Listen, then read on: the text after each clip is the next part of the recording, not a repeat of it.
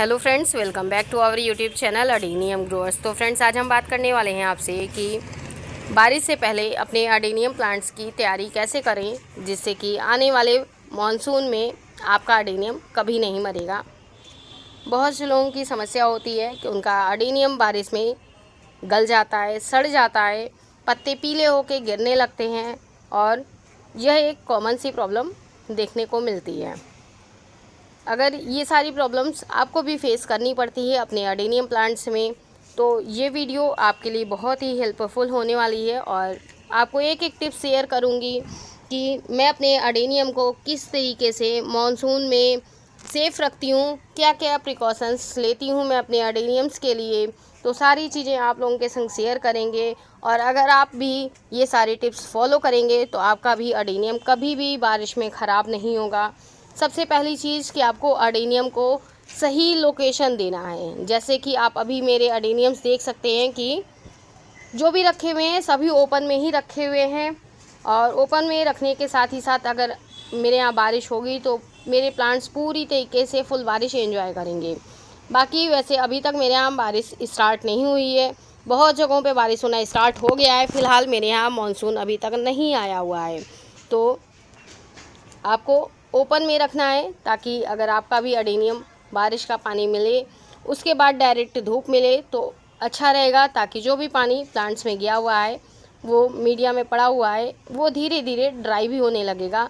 ऐसी लोकेशन देना है जहाँ पे कि बारिश के तुरंत बाद, जैसे ही आपका बारिश बंद होता है उसके बाद अगर आपका अडेनियम ओपन में पड़ा हुआ है तो बारिश के बाद जैसे ही धूप मिलेगी तो जो भी पानी पड़े रहते हैं अडेनियम के ऊपर वो एब्जॉर्ब करने के बाद, मतलब जितना भी वाटर होल्ड करने की उसके अंदर कैपेसिटी है वो कैपेसिटी के अकॉर्डिंग पानी को एब्जॉर्ब करेगा। उसके बाद जो भी पानी है वो जैसे ही धूप मिले या ओपन में रहेगा, हवा मिलेगा तो वो इवोपरेट हो जाएगा, मतलब कि सूख जाता है।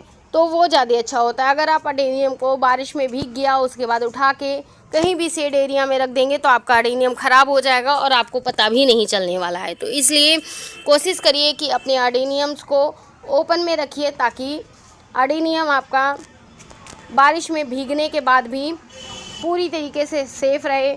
उसके बाद आपको नेक्स्ट क्या करना है कि जो सॉइल मिक्स आपने दिया हुआ है, जैसे कि मेरे अडेनियम्स आप देख रहे हैं कितने बड़े बड़े पॉट में लगे हुए हैं, कुछ छोटे पॉट में भी लगे हुए हैं, कुछ इस टाइप के बड़े टब में भी लगे हुए हैं, ये देखिए। तो आपको सबसे पहला काम करना है क्या है, अडेनियम का सॉइल मिक्स चेक करना है। अडेनियम का सॉइल मिक्स चेक करने के साथ ही साथ ड्रेनेज होल भी चेक करना है। जैसे ये देखिए मेरा अडेनियम है, मैंने प्योर सैंड में लगाया हुआ है। मेरे कोई भी अडेनियम्स के पॉटिंग मिक्स में मिट्टी नहीं रहती है, सॉइल बिल्कुल भी नहीं रहता है। मैं ओनली सैंड का यूज़ करती हूँ और ये देखिए कितना वेल ड्रेन्ड सॉइल है। मैंने कल नाइट में वाटरिंग किया हुआ था और अभी मिट्टी में पानी आप देख सकते हैं, मतलब पॉटिंग मिक्स में पानी देख सकते हैं कि पूरा ही ड्राई हो चुका है। छोटा सा प्लांट है, मैंने इसको 5 इंच पॉट में लगाया हुआ है, बहुत अच्छी तरीके से ग्रोथ कर रहा है। ड्रेनेज होल चेक कर लीजिए। ड्रेनेज होल में बिल्कुल भी ऐसा ना हो कि होल ब्लॉक हो गया हो, पानी होल्ड करता हो।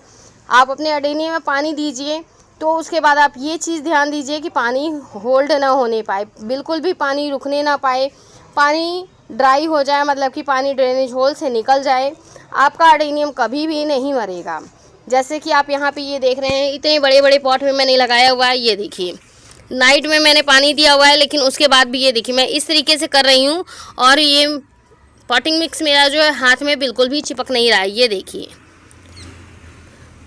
इस तरीके का पॉटिंग मिक्स अगर आप देते हैं अपने अडेनियम प्लांट्स को तो आपका अडेनियम कभी भी नहीं ख़राब होगा बारिश में। हम पानी दिए, पानी देने के बाद जो भी एक्स्ट्रा वाटर होता है, जितना एब्जॉर्ब करना होता है प्लांट्स आपका एब्जॉर्ब कर लेगा, बाकी जो भी एक्स्ट्रा वाटर होता है वो ड्रेनेज होल से ड्रेन आउट हो जाता है। अगर इस तरीके का पॉटिंग मिक्स आप रखते हैं तो आपका अडेनियम कभी भी बारिश में नहीं मरेगा। नेक्स्ट आपको बारिश के मौसम में फंगीसाइड का स्पेशली यूज़ करना होगा ताकि बारिश के बाद आपके अडेनियम में जो फंगस वाली एक कॉमन सी प्रॉब्लम फेस करनी पड़ती है ना, ये प्रॉब्लम फेस ना करनी पड़े कि लगातार आपके यहाँ बारिश हो रहा है तो आपका अडेनियम फंगस से मर जाए, लीफ येलो होके गिरने लगता है, तो समझ लीजिए कि आपके अडेनियम में कुछ ना कुछ प्रॉब्लम्स आ गई है। तो इस वजह से जैसे कि अभी बारिश मेरे यहाँ बिल्कुल भी नहीं हो रही है, तो अभी मैं क्या काम कर रही हूँ वो आप लोगों को दिखाई हूँ अभी कुछ दिन पहले ही कि मैं अपने मैक्सिमम अडेनियम्स की लीफ कटिंग करना शुरू करी हूँ। काफ़ी सारे अडेनियम्स की लीफ कटिंग कर दी हुई है और ये छोटे वाले अडेनियम्स की बारी चल रही है लीफ कटिंग करने की। इनकी भी धीरे धीरे लीफ कटिंग कर रही हूँ। इस समय लीफ कटिंग करने के बाद नेक्स्ट मेरा प्रिकॉशंस रहेगा कि मैं सारे ही अडेनियम प्लांट्स में जितने भी मेरे अडेनियम्स मेरे टेरेस पे रखे हुए हैं सभी अडेनियम्स में मैं फंगीसाइड दूंगी प्रॉपरली मैं टोटली अडेनियम में फंगीसाइड अच्छी क्वांटिटी में दूंगी और इस तरीके से दूंगी ताकि वो पूरी पॉटिंग मिक्स में, जैसे कि इतने बड़े टब में मैंने लगाया हुआ है तो पूरे पॉटिंग मिक्स में मेरे अच्छे से फंगीसाइड मिक्स हो जाए। क्योंकि आप लोगों को ये चीज़ पता होगा कि मैं अपने अडेनियम में फंगीसाइड यूज़ नहीं करती हूँ, ओनली बारिश में ही मैं देती हूँ। फरवरी में मैंने जब रिपोर्टिंग किया है अपने अडेनियम्स की तो मैंने फंगीसाइड का यूज़ नहीं किया हुआ था। आप लोगों के संग शेयर भी किए हुए थे जो पॉटिंग मिक्स, उसमें फंगीसाइड मेरे पास स्टार्टिंग में जो भी थोड़ा बहुत बचा हुआ था मैंने वही यूज़ किया हुआ था। उसके बाद फंगीसाइड मैंने यूज़ नहीं किया हुआ है। तो प्रॉपरली आप फंगीसाइड पॉटिंग मिक्स में भी दे दीजिए। अगर आप अभी से देना स्टार्ट कर देंगे ना तो बारिश तक आपके, अगर इस तरीके से मेरे जैसे मैं अडेनियम्स रखी हूँ, अगर इस क्वांटिटी में भी अगर आप अडेनियम रखे होंगे तो आप अपने सारे ही अडेनियम्स में फंगीसाइड दे लीजिएगा।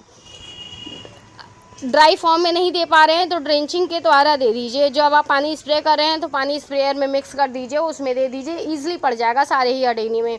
अगर आप 3 to 4 टाइम्स दे देंगे ना फंगीसाइड तो बारिश में आपका अडेनियम कभी भी रूट रॉट से मरेगा नहीं। अगर आपका अडेनियम में वाटर लॉगिंग की समस्या नहीं आएगी तो वाटर लॉगिंग नहीं होगी, फंगीसाइड आप प्रॉपर यूज़ करते रहेंगे, आपका अडेनियम बिल्कुल भी फंगस से नहीं मरेगा। नेक्स्ट आता है कि बारिश लगातार होने लगती है तो जो इस टाइप की स्टेम्स होती है, स्टेम्स में रॉटिंग लेने लगता है। तो स्टेम्स में रॉटिंग लेने का रीज़न क्या होता है वो भी बताते हैं।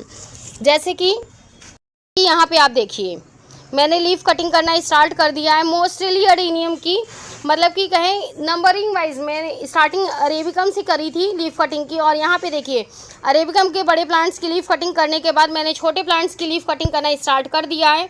और अब इनकी बारी जैसे ही कंप्लीट होगी मैं डायरेक्ट ओवेसम के मदर प्लांट्स की लीफ कटिंग करना स्टार्ट कर दूंगी। तो जैसे ही लीफ कटिंग हो जाएगी ना तो इस टाइप से जो कच्ची ब्रांचेस होती हैं, ये जो कच्ची ब्रांचेस हैं ना, देख रहे हैं ना कि पूरी पूरी लीफ से भरी हुई है, तो ये जो कच्ची ब्रांचेस हैं जैसे ही ये लीफ कट जाएगी तो होगा क्या, स्टेम पे प्रॉपर धूप लगेगा तो स्टेम मैच्योर होने लगेगी, अपने आप को स्टेबल मजबूत बनाएगी। तो जो बारिश में ब्रांच होता क्या है कि जब बारिश का पानी पड़ता है तो इस तरीके से झुकने लगता है। इस तरीके से जो झुकने लगता है, कच्ची ब्रांचेस रहती हैं, पत्ती का लोड वो संभाल नहीं पाती हैं और इस तरीके से झुक जाते हैं। तो झुकने की वजह से जब पानी पड़ता है तो डायरेक्ट स्टेम पे पड़ता है। जब डायरेक्ट स्टेम पे पानी पड़ेगा तो स्टेम रॉटिंग होना नॉर्मल सी प्रॉब्लम होती है कि स्टेम रॉटिंग हो जाएगी। तो इसलिए बारिश से पहले आप लीफ कटिंग कर लेते हैं तो आपको स्टेम रॉटिंग वाली समस्या देखने को नहीं मिलेगी। और ये लीफ कटिंग करना एक बहुत ज़रूरी काम भी होता है कि लीफ कटिंग करते रहेंगे प्रॉपर। तो जो ये नोड होते हैं ना, इंटरनल नोड्स होते हैं, ये जो दूर दूर बनते हैं ये थोड़ा पास पास बनते हैं और लीफ कटिंग करने से आपकी स्टेम जो होती है वो ज़्यादा लंबी नहीं होती है। ओवेसम में अगर लंबी हो भी गई तो कोई प्रॉब्लम नहीं होता है, हम इसकी प्रूनिंग कर देते हैं। लेकिन अरेबिकम में अगर हो गया लंबा तो हम प्रूनिंग नहीं कर सकते। इस वजह से मैं प्रॉपरली लीफ कटिंग करती रहती हूँ। तो इस वजह से अगर इस टाइप से आपके भी प्लांट्स की ब्रांचेस लंबी लंबी हो रही हैं तो आप उनको लीफ कटिंग कर दीजिए, ताकि जो बारिश में ख़राब होने वाली समस्याएं होती हैं वो सारी समस्याएं नहीं आएंगी। और अगर हाँ आपके यहाँ बारिश होना स्टार्ट हो चुका है तो आप उस टाइम पे ये सारे काम करिएगा जब आपके यहाँ बारिश ना हो आने वाले 1 वीक तक, क्योंकि बारिश के टाइम पे लीफ कटिंग करना सही नहीं होता। अगर आप बारिश के टाइम में जब हेवी बारिश होती रहेगी उस टाइम पे लीफ कटिंग कर देते हैं तो उस टाइम पे आपका प्लांट सर्वाइव करना थोड़ा सा मुश्किल हो जाता है। तो इसलिए बारिश के टाइम पे आप लीफ कटिंग करने वाला काम बिल्कुल भी मत करिएगा। नेक्स्ट कि अगर आपके यहाँ लगातार बारिश हो रही है या बारिश लगातार नहीं भी हो रही है, एक दिन बारिश हुई है, 3 दिन 4 दिन फुल सनलाइट हो रही है, फुल धूप आ रही है, तो क्या आपको अडेनियम में पानी देना चाहिए या पानी नहीं देना चाहिए। जैसे कि यहाँ पे देखिए मैंने ये प्लांट आपको एग्जांपल के तौर पे दिखाया हुआ था, मैं इस प्लांट को दिखाती हूँ। ये देखिए कॉडेक्स एकदम हार्ड है। अगर इस टाइप से या इस टाइप से मीडिया में हल्की नमी है, मान लीजिए आज बारिश हुई मेरे यहाँ, फिर 4 दिन 5 दिन बारिश नहीं हुआ, मीडिया में इस टाइप से नमी है, मीडिया देख रहे हैं आपकी पूरा ड्राई ही है, बस मॉइस्चर दिख रहा है कि हल्का मॉइस्चर है। हाथ में देखिए बिल्कुल भी नहीं लग रहा। अगर इस टाइप से मीडिया है आपकी तो पानी देने की बिल्कुल भी ज़रूरत नहीं है। 2 दिन 4 दिन 6 दिन अगर बारिश नहीं होता है तो भी कोई दिक्कत नहीं है।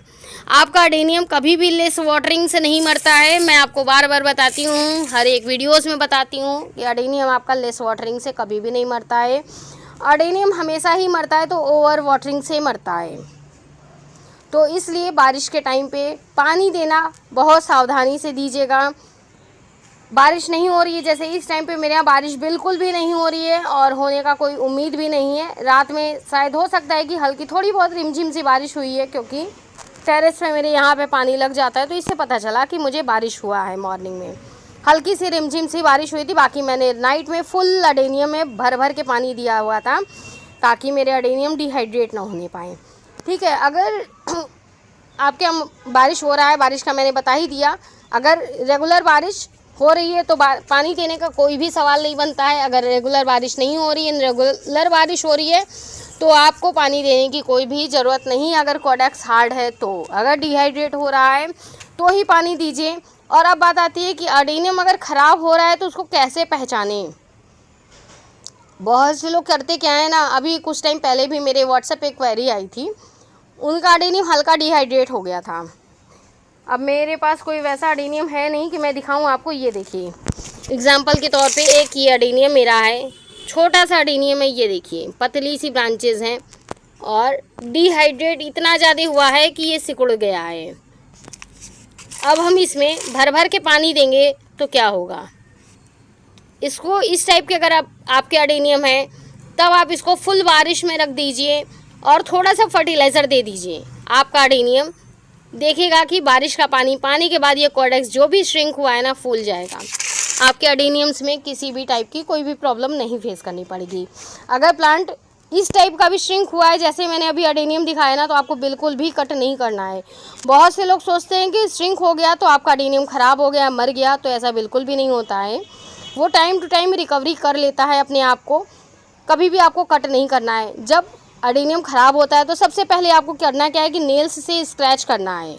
स्क्रैच करने के बाद आप उसको देखिए कि यहाँ अगर ब्राउनिश सा दिख रहा है या कुछ पिलपिला सा हो रहा है, पानी ऐसा निकल रहा है, तब आप उसको कुछ भी एक्शन ले सकते हैं कट वगैरह करने का। अगर वैसी समस्याएं नहीं आ रही तो बिल्कुल भी मत करिए।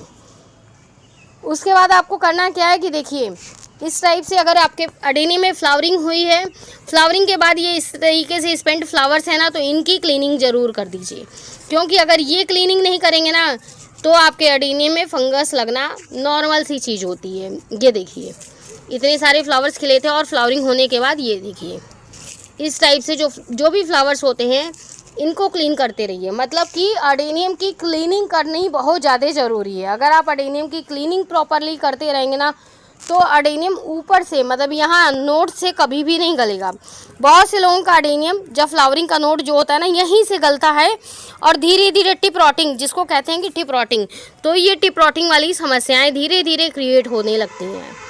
तो अगर ये सारी टिप्स आप फॉलो करेंगे ना तो आपका अडेनियम कभी भी बारिश में ख़राब नहीं होने वाला है। बहुत छोटी छोटी चीज़ें हैं लेकिन अडेनियम को मरने से यही सारी चीज़ें बचाती हैं। और आपको बारिश में जो भी फर्टिलाइज़र देना है ना, फर्टिलाइज़र में आप नाइट्रोजन वाला फर्टिलाइज़र देना अवॉइड करिए। क्योंकि जो बारिश का पानी होता है, बारिश का पानी में इतना ज़्यादा नाइट्रोजन खुद ही होता है कि प्लांट अपने आप को एकदम हरा भरा लश ग्रीन बना देता है और बहुत ही अच्छी ग्रोथ करता है। तो इसलिए नाइट्रोजन वाला फर्टिलाइज़र देना बंद करके हमें फॉस्फोरस और पोटेशियम पे फोकस करना होता है ताकि हमारे अडेनियम्स की कोडेक्स में, मतलब जो बारिश के पानी से जो नाइट्रोजन मिलता है, और अगर हम फास्फोरस और पोटास वाला फर्टिलाइज़र देते हैं, अगर आप लोग केमिकल यूज़ करते होंगे तो 0.34 या 0.050 का यूज़ कर सकते हैं। लेकिन मैं केमिकल यूज़ बिल्कुल भी नहीं करती हूँ। मैं हमेशा ही ऑर्गेनिक फर्टिलाइज़र का यूज़ करती हूँ। तो मैं जो भी फर्टिलाइज़र यूज़ करती हूँ वो मेरा ओनली होममेड फर्टिलाइज़र होता है। उसी फर्टिलाइज़र का मैं यूज़ करती हूँ, जिसकी वजह से कि मेरे अडेनियम में ना ही कोई फंगस लगता है, ना ही कोई टाइप का इंसेक्ट्स अटैक करता है, या किसी भी टाइप का कोई भी प्रॉब्लम फेस करना नहीं पड़ता है। तो अगर आप भी इन छोटी छोटी बातों को ध्यान दीजिएगा तो आपका भी अडेनियम बारिश में मरने से 100% बचेगा और इसी तरीके से हेल्दी बना रहेगा और आने वाले टाइम में हेवी फ्लावरिंग करेगा। तो आई होप कि वीडियो पसंद आई होगी तो वीडियो को लाइक करिएगा और मेरे चैनल पे अगर आप न्यू होंगे तो चैनल को फॉलो ज़रूर कर लीजिएगा और ताकि मैं इसी तरीके के इन्फॉर्मेटिव वीडियोस आपको देखने को मिल सके। तो चलिए इसी के साथ करते हैं इस वीडियो को end. Okay friends, bye, happy gardening, take care.